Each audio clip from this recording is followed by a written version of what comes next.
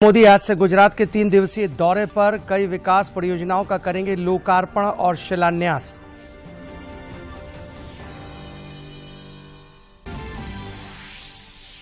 राज्य में होने वाले पंचायत चुनाव के पहले चरण के लिए आज से नामांकन प्रक्रिया में तेजी। निर्वाचन आयोग ने चुनाव के मद्देनजर जारी किए कई दिशा निर्देश।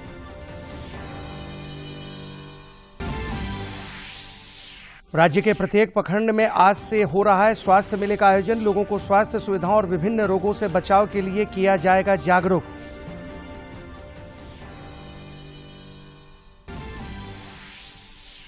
और झारखंड के कई इलाके हीट वेव की चपेट में। रांची समेत कुछ क्षेत्रों में कल से हल्की बारिश का पूर्वानुमान।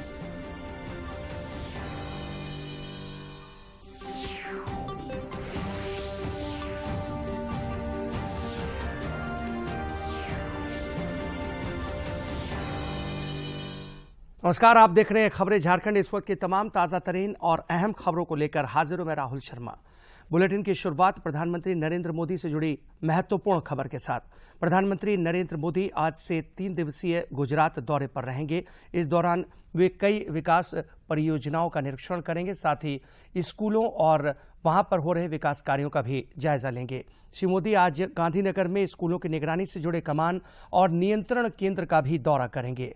यह केंद्र प्रतिवर्ष 500 करोड़ से अधिक आंकड़े एकत्र करता है। ये केंद्र छात्रों के लिए समग्र रूप से सीखने के परिणामों को बढ़ाने के लिए सालाना 500 करोड़ से अधिक डेटा सेट इकट्ठा करता है और बड़े डेटा एनालिटिक्स, आर्टिफिशियल इंटेलिजेंस और मशीन लर्निंग का उपयोग कर उनका सार्थक विश्लेषण भी करता है। शिक्षकों और छात्रों की दैनिक ऑनलाइन उपस्थिति को ट्रैक करने में मदद करेगा। छात्रों की सीखने के परिणाम का केंद्रीकृत, योगात्मक और आवधिक मूल्यांकन करता है। स्कूलों के लिए इस कमांड एंड कंट्रोल सेंटर को विश्व बैंक द्वारा वैश्विक स्तर पर सर्वोत्तम पहल माना गया है, साथ ही जिसने अन्य देशों को भी इसके बारे में जानने के लिए आमंत्रित भी किया गया है। और प्रधानमंत्री 19 अप्रैल को दोपहर में जामनगर में WHO global centre for traditional medicine का शिलान्यास करेंगे। इस दौरान मॉरिशस के प्रधानमंत्री प्रविंद कुमार जुगन्नाथ और विश्व स्वास्थ्य संगठन के महानिदेशक टेड्रोस गेब्रियेसस भी मौजूद रहेंगे। GCTM दुनिया भर में पारंपरिक चिकित्सा के लिए पहला और एकमात्र वैश्विक केंद्र होगा। ये ग्लोबल वेलनेस के अंतर्राष्ट्रीय केंद्र के रूप में उभरेगा।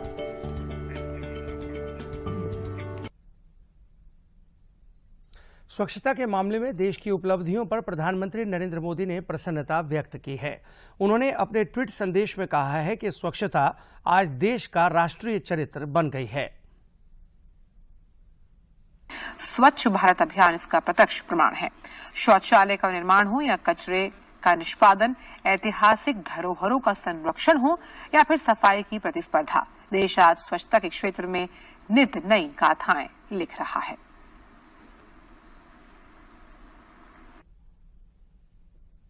आजादी के अमृत महोत्सव के तहत गुजरात के सूरत में केंद्रीय आवासन और शहरी विकास मंत्रालय की ओर से आज से 2 दिवसीय स्मार्ट सिटी, स्मार्ट शहरीकरण कार्यक्रम का आयोजन किया जा रहा है। ये स्मार्ट सिटी, स्मार्ट शहरीकरण कार्यक्रम का आयोजन कर रहा है। इस कार्यक्रम में देश भर में 100 स्मार्ट शहरों में लागू की जा रही कुछ महत्वपूर्ण पहलों को उजागर किया जाएगा। इस कार्यक्रम में 5 उप विषयों पर ध्यान केंद्रित किया गया है। Public space, digital governance, climate smart cities, innovation और स्मार्ट फाइनेंस को फिर से परिभाषित करते हुए सम्मेलन स्मार्ट शहरों से देश के अन्य शहरों और कस्बों तक विकास योजनाएं पहुंचाने की कोशिश में मदद करेगा। इस कार्यक्रम में केंद्र और राज्य सरकारों के सभी प्रमुख शहरी हितधारक शामिल होंगे, जिनमें केंद्र सरकार के अधिकारी, राज्यों, केंद्र शासित प्रदेशों के प्रधान सचिव, शहरों के नगर आयुक्त, 100 स्मार्ट शहरों के MD, CEO, राज्य स्तरीय नोडल एजेंसियां शामिल हैं। कार्यक्रम में केंद्रीय आवास और शहरी मामलों के मंत्री हरदीप एस पुरी, केंद्रीय स्वास्थ्य और परिवार कल्याण मंत्री मनसुख मंडाविया, गुजरात के मुख्यमंत्री भूपेंद्र भाई पटेल और केंद्रीय आवास और शहरी मामलों के राज्य मंत्री श्री कौशल किशोर सहित सांसद और स्थानीय प्रतिनिधि शामिल होंगे। केंद्रीय वित्त मंत्री निर्मला सीतारमण विश्व बैंक के वार्षिक बैठक में हिस्सा लेंगी। कई देशों के साथ द्विपक्षीय बैठकों के अलावा G20 वित्त मंत्रियों और सेंट्रल बैंक गवर्नर्स की बैठकों में भी विभाग लेंगी। वित्त मंत्रालय ने इसको लेकर एक बयान जारी कर बताया कि अमेरिका की अपनी आधिकारिक यात्रा के दौरान वित्त मंत्री सीतारमण इंडोनेशिया, दक्षिण कोरिया, श्रीलंका और दक्षिण अफ्रीका सहित कई देशों के साथ द्विपक्षीय बैठकों में हिस्सा लेंगी। वित्त मंत्रालय के बयान के मुताबिक वे सेमीकंडक्टर, ऊर्जा और भारत सरकार के प्राथमिकता वाले अन्य क्षेत्रों के जो सीईओ हैं उनके साथ आमने सामने बैठक करेंगी। वित्त मंत्री निर्मला सीतारमण विश्व बैंक के अध्यक्ष डेविड मलपास से भी मुलाकात करेंगी। अपनी इस यात्रा के दौरान वित्त मंत्री IMF के प्रबंध निदेशक द्वारा आयोजित मनी एट ए क्रॉसरोड विषय पर एक उच्च स्तरीय पैनल चर्चा में भी भाग लेंगी। साथ ही वे विश्व बैंक, IMF, G20 और फाइनेंशियल एक्शन टास्क फोर्स के साथ आधिकारिक बैठकों के अलावा वित्त मंत्री निर्मला सीतारमण वॉशिंगटन DC स्थित एक प्रमुख थिंक टैंक अटलांटिक काउंसिल में एक कार्यक्रम में भाग लेंगी। देश में गरीबी 2011 की तुलना में 2019 में 12.3% कम हो गई है। वर्ष 2011 में 22.5% गरीबी थी, जो 2019 में घटकर 10.2% रह गई है। 22.5% से घटकर 2019 में 10.2% हो गई है। गरीबी में कमी शहरी इलाकों की तुलना में ग्रामीण क्षेत्रों में अधिक आई है। ग्रामीण इलाकों में गरीबी 2011 में 26.3% से गिरकर 2019 में 11.6% हो गई है। वहीं शहरी क्षेत्रों में ये गिरावट इसी अवधि के दौरान 14.2% से घटकर 6.3% हो गई है। ग्रामीण और शहरी गरीबी में 2011-2019 के दौरान 14.7 और 7.9% अंक की गिरावट आई है। रिपोर्ट के मुताबिक ग्रामीण क्षेत्रों में गरीबी में सुधार की बड़ी वजह है कि छोटी जोत वाले किसानों की स्थिति में भी बदलाव आया है। केंद्रीय कृषि मंत्री नरेंद्र सिंह तोमर ने कहा है कि किसानों की उन्नति के लिए केंद्र सरकार प्रतिबद्ध है। वे आज दिल्ली में पूसा क्रॉप और PQMS पोर्टल के उद्घाटन समारोह को संबोधित कर रहे थे।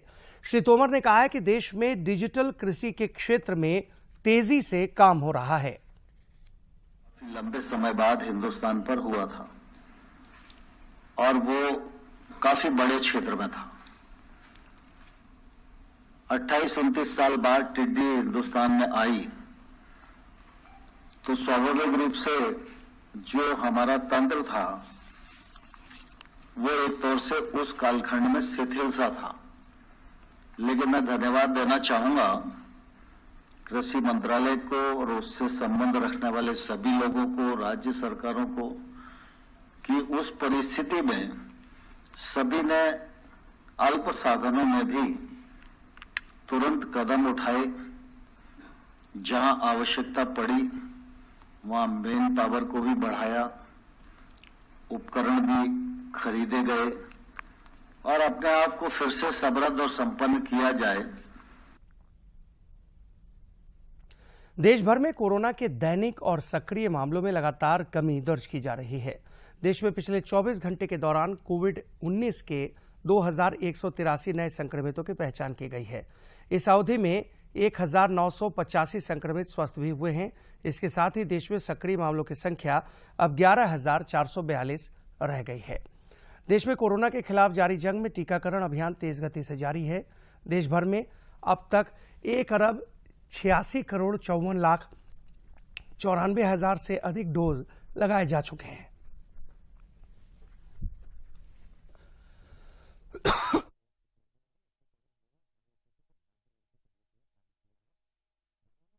आगे आयुष्मान भारत योजना के तहत संचालित हेल्थ एंड वेलनेस सेंटर ने टेली कंसल्टेशन के मामले में नया कीर्तिमान स्थापित किया है। अब तक किए गए टेली कंसल्टेशन की सबसे अधिक संख्या है।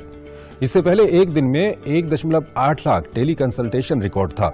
ये कीर्तिमान Ayushman Bharat health and wellness centre शुरू होने के 4 साल पूरे होने के उपलक्ष्य में हासिल किया गया। इस सुविधा के जरिए दूर दराज के गांव में रहने वाले आम आदमी को भी जिला अस्पताल और एम्स जैसी अस्पतालों के डॉक्टरों की सलाह वो ले सकते हैं। बैंक ऑफ इंडिया ने वित्तीय बाजारों के कारोबार के समय में अब बदलाव कर दिया है।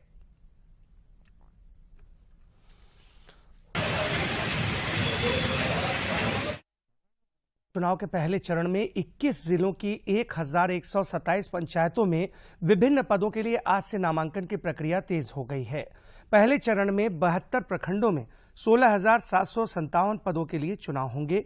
इनमें ग्राम पंचायत सदस्य के 14,079, मुखिया के 1,127, पंचायत समिति सदस्य के 1,405 और जिला परिषद सदस्य के 146 पद शामिल हैं।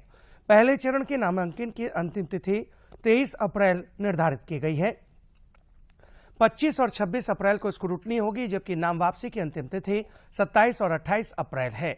29 अप्रैल को प्रत्याशियों के बीच चुनावी चिन्ह का आवंटन किया जाएगा और 14 मई को मतदान संपन्न होंगे। इस चरण के लिए मतों की गिनती 17 मई को होगी। सेना कमांडरों का सम्मेलन आज नई दिल्ली में हो रहा है। यह सम्मेलन वर्ष में 2 बार अप्रैल और अक्टूबर में आयोजित किया जाता है। संपूर्ण परिदृश्य में खतरों का आकलन और इनसे निपटने की तैयारियों के साथ क्षमता विकास पर चर्चा करेंगे। विचार विमर्श के दौरान सीमावर्ती इलाकों में बुनियादी ढांचे का विकास, स्वदेशी के माध्यम से आधुनिकीकरण और अत्याधुनिक तकनीक का इस्तेमाल और रूस यूक्रेन युद्ध का प्रभाव प्रमुख मुद्दे होंगे। वरिष्ठ कमांडर कार्य सुधार, वित्त प्रबंधन, इलेक्ट्रिक वाहनों के इस्तेमाल और सेना के डिजिटीकरण के अलावा क्षेत्रीय कमान से संबंधित विभिन्न मुद्दों पर भी विचार विमर्श। केंद्रीय स्वास्थ्य और परिवार कल्याण मंत्रालय की ओर से आज से राज्य के सभी प्रखंडों में स्वास्थ्य मेला आयोजित किया जा रहा है। आजादी के अमृत महोत्सव के तहत आयोजित इस मेले में लोगों को स्वास्थ्य सुविधाओं की जानकारी दी जाएगी और उन्हें विभिन्न रोगों से बचाव के लिए जागरूक किया जाएगा। और अब कुछ खबरें राज्य के विभिन्न जिलों से।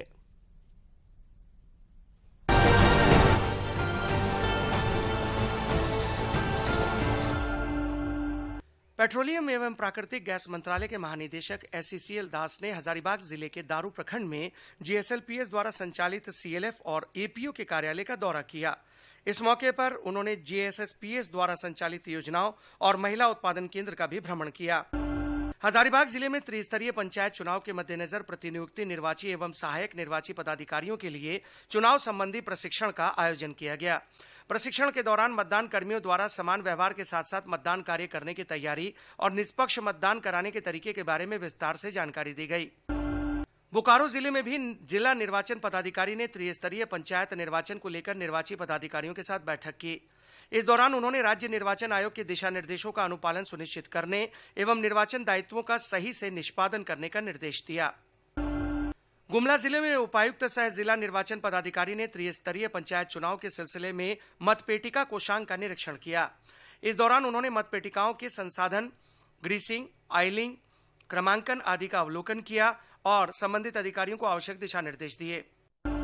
जमशेदपुर में हिंदू युवा वाहिनी के द्वारा हिंदू महासम्मेलन का आयोजन किया गया, जिसमें बीजेपी नेता कपिल मिश्रा भी शामिल हुए। इस मौके पर उन्होंने हिंदू युवाओं से संगठित और जागरूक होने का आह्वान किया। खूंटी जिले के मुरहू थाना क्षेत्र अंतर्गत हेटगुआ गांव के जंगल में अफीम डोडा को पाउडर बनाकर तस्करी करने की तैयारी कर रहा मजदूर जगन पूर्ति को मुरहू पुलिस ने गिरफ्तार कर लिया है। इस धंधे में दर्जनों लोगों की संलिप्तता सामने आई है।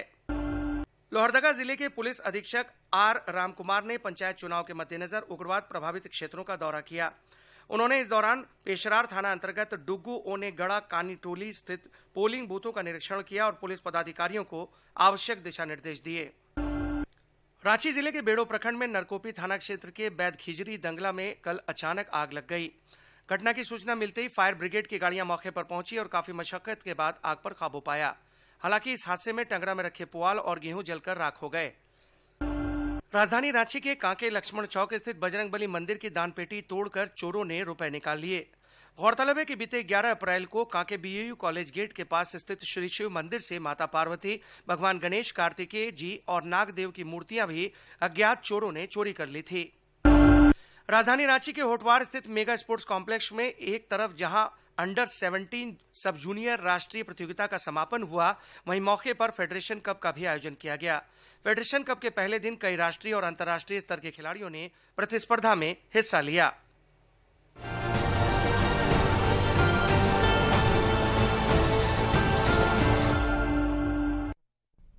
और अब मौसम का हाल। राज्य के कई इलाके भीषण गर्मी की चपेट में हैं।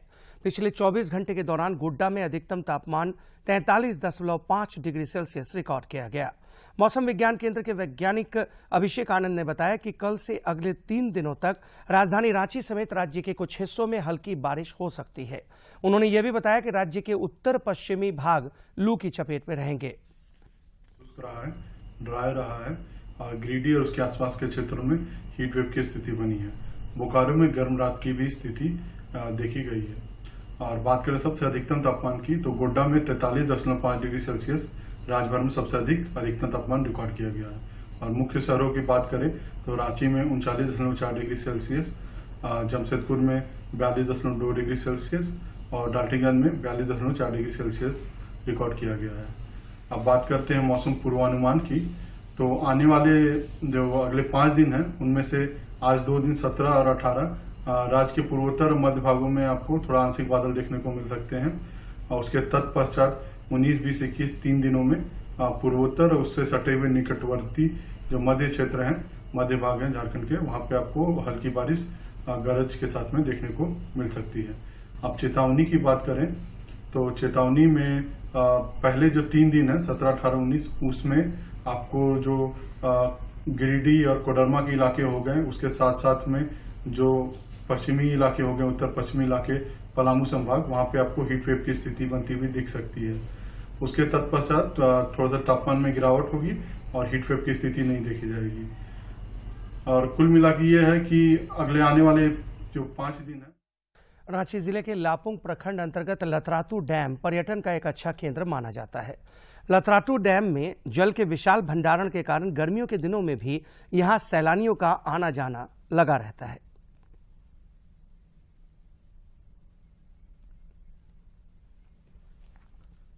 सीमा पर स्थित होने की वजह से लतरातू डैम घूमने के लिए दोनों जिलों के अलावे दूर दराज से भी पर्यटक यहां आते हैं। विशाल क्षेत्र में फैले इस डैम में पर्याप्त मात्रा में सालों भर जल का भंडारण रहता है। यही वजह है कि गर्मियों के दिनों में भी पर्यटक यहाँ घूमना पसंद करते हैं। ऐसा देखे कहा कि हमारे परिवार हमारे दोस्त लोग को इधर लाए और अच्छा लगा। और यही है कि यहाँ पर और भी कुछ अच्छा सुविधा होने से लोग दूर जगह से आएंगे देखने के लिए। डैम की खूबसूरती ऐसी है कि दूसरे राज्यों से भी रांची पहुंचने वाले पर्यटक एक बार लतरातू डैम जरूर देखने आते हैं। पर्यटकों का कहना है कि कोरोना काल खत्म हो जाने से वे लोग पूरे परिवार के साथ ऐसे स्थलों पर जाना चाहते हैं। सब किनारे किनारे घूमे, बहुत अच्छा लगा, दिखने में सुंदर लगा। और हम लोग कभी भी ऐसा जगह तो नहीं देखे हैं, असम में तो ऐसा जगह नहीं है, इसलिए हम लोग को बहुत खुशी हुआ। और जगह को देख के, पेड़ पौधा ऐसा को देख के बहुत खुशी और आनंद हुआ हम सबका। नहीं किंतु झारखंड ही हमें सबले पाइसु आमक मन तो ভাল লাগিছে। पर्यटन को बढ़ावा देने के लिए जिला प्रशासन की ओर से लतरातू डैम को विकसित किया जा रहा है। डैम में बोटिंग की व्यवस्था की गई है। इसके साथ ही पर्यटकों के ठहरने के लिए गेस्ट हाउस का भी निर्माण किया जा रहा है। रांची से कर्मवीर की रिपोर्ट। आईपीएल क्रिकेट में आज मुंबई में राजस्थान रॉयल्स का मुकाबला कोलकाता नाइट राइडर्स से होगा। सोमवार को केकेआर का मुकाबला मजबूत राजस्थान रॉयल्स से होगा। राजस्थान रॉयल्स के खिलाफ केकेआर जीत की पटरी पर लौटना चाहेगी। केकेआर को पिछले मुकाबले में दिल्ली कैपिटल्स ने 44 रन से सनराइजर्स हैदराबाद ने 7 विकेट से हराया। दूसरी ओर राजस्थान की टीम इस मैच को जीत के दावेदार के तौर पर शुरू करेगी। जोस बटलर और युजवेंद्र चहल मौजूदा टूर्नामेंट में सबसे अधिक रन बनाने वाले और विकेट लेने वाले खिलाड़ियों की सूची में शामिल हैं। कोलकाता नाइट राइडर्स इस समय अंक तालिका में 6 नंबर पर है, जबकि 6 अंक हासिल कर राजस्थान रॉयल्स की टीम 5वें पर। प्रधानमंत्री नरेंद्र मोदी इस महीने की 24 तारीख को आकाशवाणी पर मन की बात कार्यक्रम के माध्यम से देश विदेश के लोगों के साथ अपने विचार साझा करेंगे। जनजातीय मामलों के केंद्रीय मंत्री अर्जुन मुंडा ने इस संबंध में जानकारी साझा करते हुए कहा है कि इच्छुक लोग प्रेरक कहानियों को इस कार्यक्रम में साझा कर सकते हैं।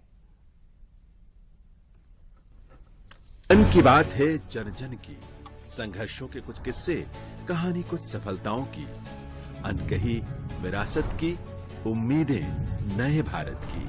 महीने के आखिरी रविवार का रहता है इंतजार मलयाचल के आंचल से विंध्याचल के आंगन तक। ब्रह्मपुत्र के घाट से हिमालय के विस्तार तक होती है मन की बात प्रधानमंत्री के साथ। तो सुनिए इस महीने 24 अप्रैल सुबह 11 बजे मन की बात आकाशवाणी और दूरदर्शन के सभी चैनलों पर। आप भी माननीय प्रधानमंत्री के मन की बात का हिस्सा बन सकते हैं। इसके लिए आप अपने सुझाव post box number 111 Akashvani Delhi पर भेज सकते हैं और नमो ऐप या माईगॉव के ओपन फोरम में पोस्ट कर सकते हैं। तो याद रखें, रविवार 24 अप्रैल सुबह 11 बजे मन की बात।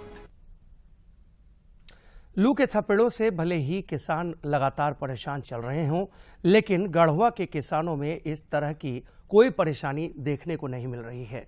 गढ़वा के कई किसान भीषण गर्मी को मात देकर खेतों से सोना उपजा रहे हैं। अन्नदाताओं के बल पर आज हमारा देश दुनिया का पेट भर रहा है। गढ़वा में आजकल तापमान जब 42 से 44 डिग्री के आसपास चल रहा है, तब भी यहाँ के मेहनतकश किसान खेतों में पसीना बहाकर सोना उपजा रहे हैं। जिले के गढ़वा प्रखंड अंतर्गत महुलिया पंचायत के किसान प्रचंड गर्मी में भी अपनी खेतों को सिंचाई की बदौलत हरा भरा रखे हुए हैं। टाँट था कि मैंने कुछ पैदा नहीं हो रहा था, लेकिन कुआं खन करके मेहनत करके हम पैदा करना शुरू किए और पैदा अच्छा ढंग से कर रहे हैं। बाजार समिति में ले आके बेचते हैं थोक भाव में और अपना जीवन परिवार का चलाते हैं। यहाँ के किसान गर्मी में तरोताजा रखने वाले ककड़ी और खीरा की पैदावार तो कर ही रहे हैं, साथ ही सब्जी उगाकर भी अच्छी कमाई कर रहे हैं। खेती गृहस्थी से ही परिवार के पालन पोषण चला। क्या नाम हुई? रामदेव प्रजापति। खुद की मेहनत तथा सरकार से मदद और प्रोत्साहन पाकर कई कृषक परिवार आर्थिक तंगी से उबरकर अब खुशहाली की ओर अग्रसर हैं।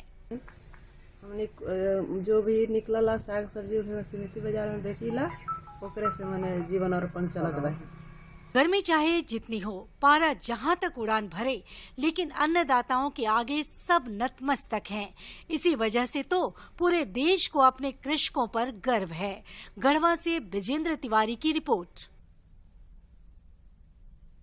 और आइए अब देखते हैं स्वतंत्रता संग्राम में कितना खास है आज का दिन।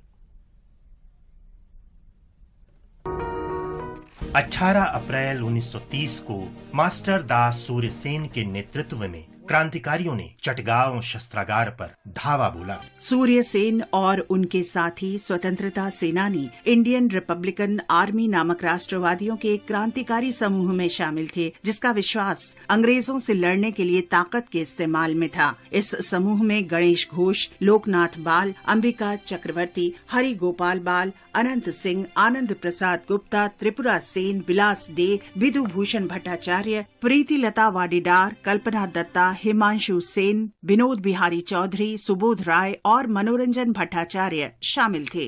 डामपारा में पुलिस लाइन के शस्त्रागार पर गणेश घोष के नेतृत्व में क्रांतिकारियों ने हमला किया, जबकि लोकनाथ बाल के नेतृत्व में क्रांतिकारियों के दूसरे समूह ने ऑक्सिलरी फोर्सेस के शस्त्रागार पर धावा बोला। क्रांतिकारियों का समूह टेलीफोन और टेलीग्राफ के तार काटने और रेलगाड़ियों की आवाजाही बाधित करने में सफल रहा, लेकिन हथियारों तक उनकी पहुंच नहीं हो सकी। समूह के लगभग 16 सदस्यों ने पहाड़ ताली में यूरोपीय क्लब के मुख्यालय पर कब्जा कर लिया। हमले के बाद क्रांतिकारी पुलिस शस्त्रागार के बाहर एकत्र हुए, जहां सूर्यसेन ने सैन्य सलामी ली, राष्ट्रीय ध्वज फहराया और क्रांतिकारी सरकार की घोषणा कर दी। इस प्रकार चटगांव 4 दिन तक ब्रिटिश राज से मुक्त रहा, लेकिन जब अंग्रेजों ने वहां और सेना भेजी तो क्रांतिकारी समूह के सदस्य चटगांव शहर छोड़कर पहाड़ियों की ओर चले गए और जलालाबाद पहाड़ियों से ही अंग्रेजों के खिलाफ युद्ध जारी रखा।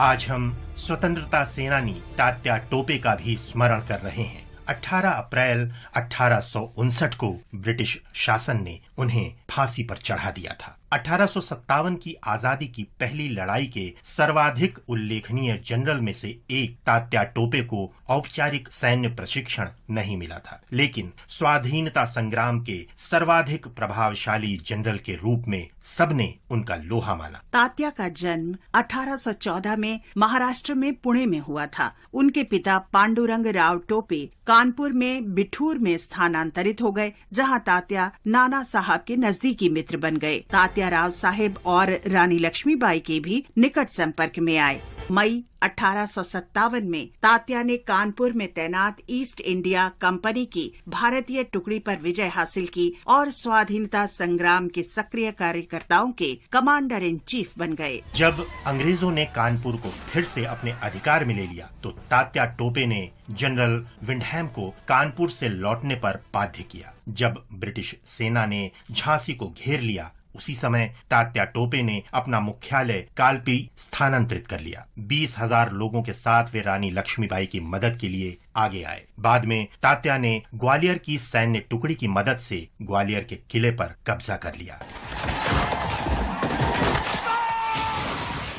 तात्या गुरिल्ला युद्ध प्रणाली में कुशल थे। इसी कौशल के बल पर राजस्थान, मालवा, बुंदेलखंड और खानदेश में 10 महीनों तक अंग्रेजों की पकड़ में आने से बचते रहे। ब्रिटिश सेना ने जंगलों और पहाड़ियों में लगभग 2800 मील तक लगातार उनका पीछा किया, लेकिन वे पकड़े नहीं जा सके और आखिरकार 8 अप्रैल 1859 को उनके विश्वसनीय मित्र मान सिंह ने उन्हें धोखा दिया और वे पकड़ लिए गए। तात्या को दोषी ठहराया गया और 18 अप्रैल 1859 को शिवपुरी में उन्हें फांसी दे दी गई। बलिदान के बाद भी तात्या आख्यानों और लोक गीतों में जीवित हैं। महान शहीद तात्या टोपे को हमारा नमन।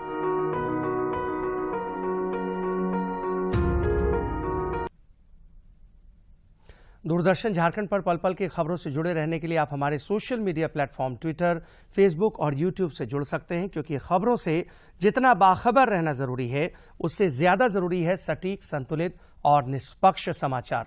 हमारा ट्विटर हैंडल है DD न्यूज झारखंड और फेसबुक पेज है RNU DD के। आप हमें YouTube channel Jharkhand DD news पर भी देख और सुन सकते हैं। आज विश्व विरासत दिवस है। संयुक्त राष्ट्र संघ की संस्था यूनेस्को द्वारा घोषित इस दिन को मनाए जाने का उद्देश्य अपनी विरासत के प्रति जन जागरूकता पैदा करना है।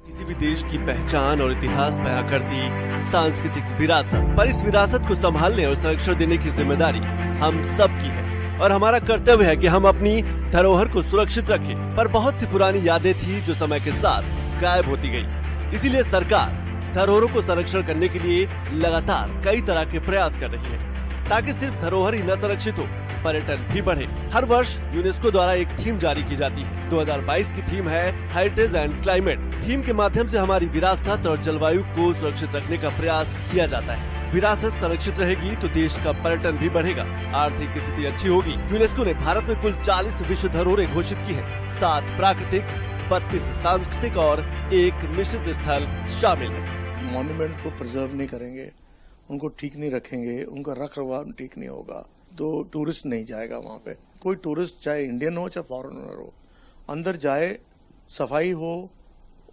इसके अलावा मॉन्यूमेंट्स जो भी देखने वाली चीज है वो बिल्कुल साफ सुथरी हो। उसके बारे में चाहे गाइड साथ होते हैं, अदरवाइज वहाँ लिखा हो कि क्या इस चीज का इम्पोर्टेंस है, इस चीज का क्यों करा गया था। ऐतिहासिक स्थलों को। और इसी के साथ इस बुलेटिन में फिलहाल इतना ही। दीजिए इजाजत, लेकिन चलते चलते एक नजर अब तक की सुर्खियों पर। प्रधानमंत्री नरेंद्र मोदी आज से गुजरात के 3 दिवसीय दौरे पर कई विकास परियोजनाओं का करेंगे लोकार्पण और शिलान्यास।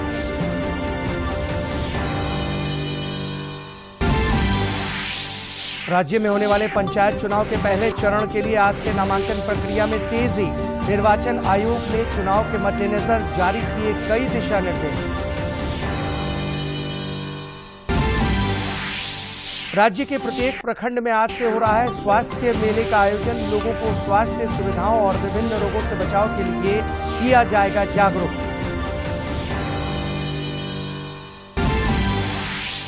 और झारखंड के कई इलाके हीट वेव की चपेट में, रांची समेत कुछ क्षेत्रों में कल से हल्की बारिश का पूर्वानुमान।